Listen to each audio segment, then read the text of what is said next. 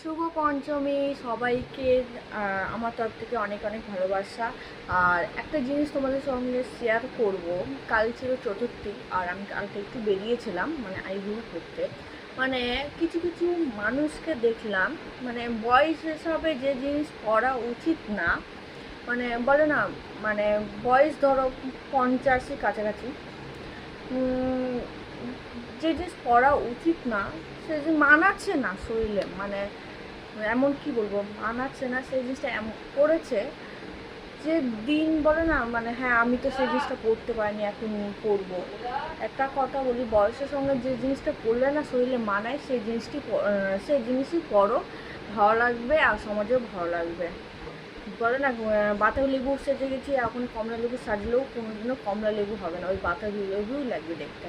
তো আমার কথাটা কারো খারাপ লাগে তো ক্ষমা করবে।